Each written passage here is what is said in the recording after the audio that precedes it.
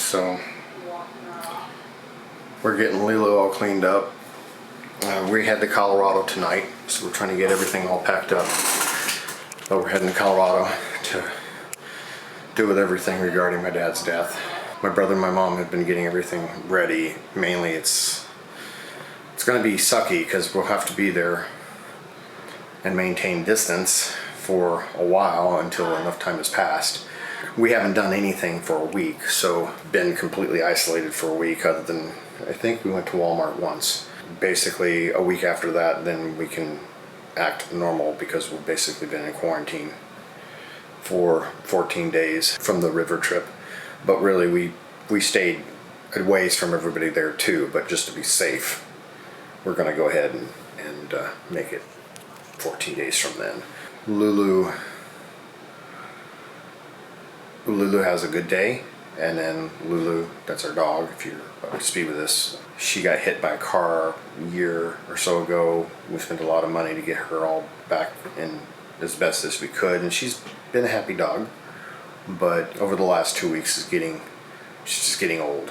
One day she will be just perfectly fine, and the next day she will be not being able to hold down her food and having stomach problems and everything, and the day after that she'll be just completely fine, and then the next day it's the same thing, and then she'll go through days where she can walk around and everything is just fine. She's of course slow going up and down steps and stuff like that, and we carry her a lot of times, and then she'll have days where she can't stand up. We pick her up and then she just falls back down. So we take her in today at 3:30 to have a quality of life assessment. This is one sucky year. And I know our problems pale in comparison to a lot of others. People that have lost their homes, lost their jobs. This is a sucky year for a lot of people. Hi. See, other than, I mean, we just gave her a bath and she still looks like all ragamuffins. Hi, Lulu. Hi. She just looks like she doesn't feel very good. No. Like she's tired.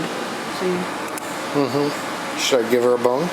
I did. I gave her a few, but you can give her another one. Did she like it? Yeah. Hi. Wow. See? She loves her doggy treats. You want Dad wants to... Lulu, look at me. Love you. Look how hard she's breathing. Alright, let's go. Yeah. Only 2 people are of course allowed to go in because of the corona stuff. So we'll find out now. They're going to take Lulu in for a quality of life assessment.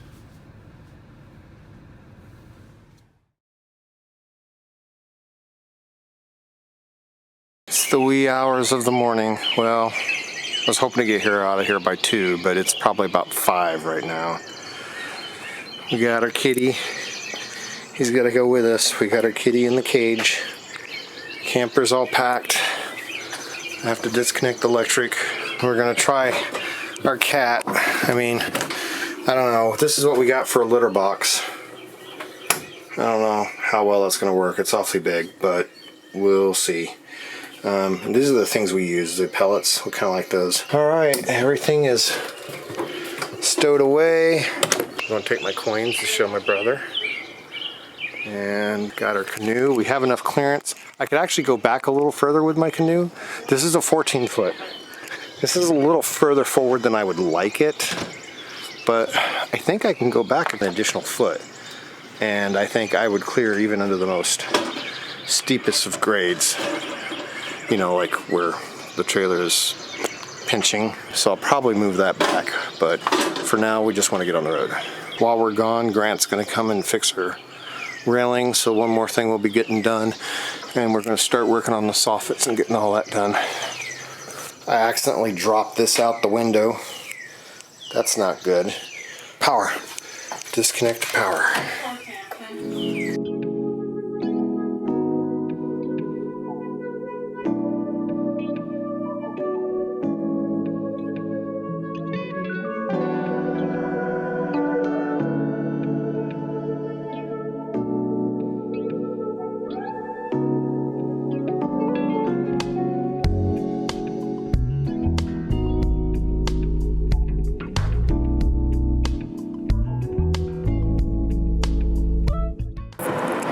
Still got like 12 hours to go.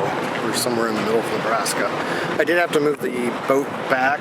It was doing fine up there until semis and stuff passed, and it was shaking a lot. It does look like we'll have plenty of clearance here. Now, obviously if I had bikes on here, that would be a different story, but I don't think there'll be at any point that that's going to hit that at that distance that I have it. And so I moved it back. The center bar on the canoe is just further back slightly by a ½ inch than the crossbar on the roof rails. That brings it back quite a bit from the front. And I intentionally have always had the back of the boat towards the front, because the other day when I first pulled this and the front of the boat was forward, where the back seat is further back, this really shook. And I didn't have a problem with it shaking when I put the back of the boat forward, and unless a semi came by, and it was just too much. So the boat doesn't seem to have been damaged in any way, but I could see if you went too far, it might be pretty rough on it. So we're back quite a bit further than we were. And I say, I think that'll be plenty of clearance. There would be an issue if you had a bicycle on here, but we don't right now. So we'll haul it as needed. We've gone probably 300 miles so far with it up far, and it seemed to be fine, except for when semis passed. So just be aware of that. If you're going some back roads to get to your destination, I don't think you'd have an issue, because you'd also be driving probably slower on the back roads where the speed limit's like 55. So we were going 60 the entire time, and it was fine up further, like I said, unless a semi came by, and then it shook like all get out. So we'll try it this way. All right, we're gonna hit the road. Just taking a pit stop. 492 miles to go, and I think I just bought literally I think this pizza was actually cooked in grease. I don't think you could have a greasier pizza. Look at that. Wow. That's a heart attack just waiting to happen right there. Once again, wonderful Rockwood quality. We come to the gas station and we find the drawers completely out, because this is completely flown apart now. Literally, just completely separated from the floor. This is the quality workmanship you get from Rockwood. And this is popping off. Right here. That. Look at that, popping off. Alright, we are finally here in Delta. We stayed overnight in Vail at a rest stop. Let's look at the damage.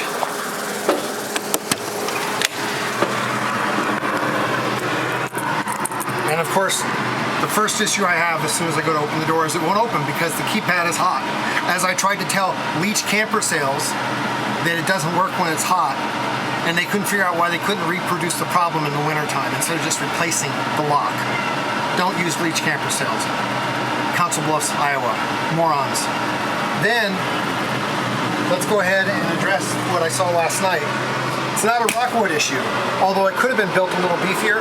The issue was Leach Camper Sales, once again. So, they replaced this rail, and I'm not sure why they did it, but anyway, all this ripped up right here. This board ripped up here, and this screw right back here sheared off. And why? Do you see that hole right there? You see where the screw used to be? And it's not busted off. You can actually see the hole. There's a hole under here, and I can't get it with the camera. There's a hole under here. There's no screw busted off in that hole. For whatever reason, when they went to fix this, they thought it was a good idea to start taking this apart. So they removed the only screw that kept this from coming up. This was not designed to handle the shear force.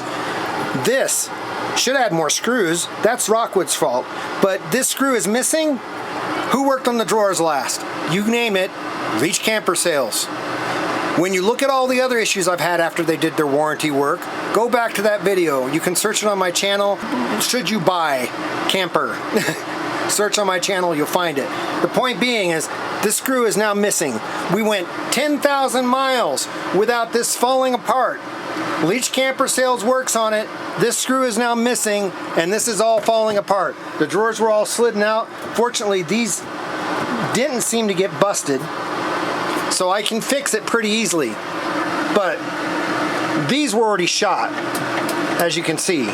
And it did actually damage this some more. Probably did damage the face a little bit, so because all the weight of the drawers was hanging on this. But yeah, this is their repair job. Look at that. I mean, it's like, yeah, that's not a repair job, guys. Maybe do it right. So I am going to reinforce this. You can see there are plenty of places to put screws, like right here. And so I think I'm gonna put a board here, a solid board, not particle, that these rails can be screwed in. Now I don't know, maybe this one can't. I'm gonna have to investigate. Yeah, there's a screw hole right there. There's a screw hole right there.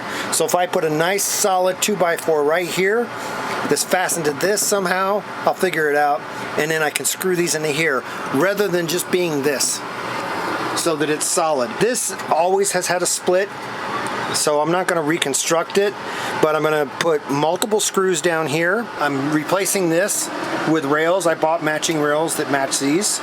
So these are the rails they put in at Leach. When I asked them to replace both, they just replaced one. So I'll replace the top rail with the heavy duty ones like this. I've got to reattach all this. This also feels really flimsy behind it. So I'm going to rework all of that. Now let's go back over here. This is not Leach camper sails. This is just typical Rockwood garbage. This is completely falling down now. My guess is they stripped the screws like they did everything else. That should be an easy fix. But again, you shouldn't have to be fixing it. Maybe, you know, do things right. Maybe not strip the screws. This is probably in a particle board instead of plywood. That's their first mistake. This is bouncing around and they put it in particle board. I went ahead and took it apart. This is just wafer board, okay? So they have wafer board, which can't hold crap. And it's not light. Listen to it. This is not a light piece of wood by any means. This is the screw they expect to hold it. That is the screw they put in there. Why would they think something that heavy that bounces around while you're going down the road would ever stay in wafer board? That's how Rockwood builds stuff. They don't think. They don't know how to engineer, because if they knew how to engineer anything, they would think about, is this going to hold up under any kind of G-force bouncing up and down going down the road? And they would know it wouldn't.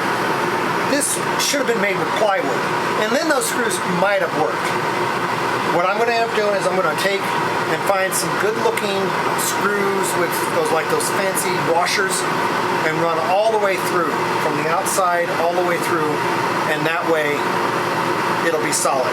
Otherwise, this is going to fall off on everybody. There's no chance in Hades that this will ever last for anybody that buys this camper. It's wafer board, and the screw is less than a ½ inch long. Maybe it's a ½ inch. I don't know. It's a tiny little screw into wafer board, which is pretty much porous. It's chopped up wood and glue. That's all it is. So that's the two fixes I have to do. Hopefully, they won't be too bad. The drawers should be fine. After I get the basics of the drawers put back together, I'm going to do some reinforcement work to make them better. But right now, I just want to get them back together so they're not sitting on the bed and we're having to trip over them if they're on the floor.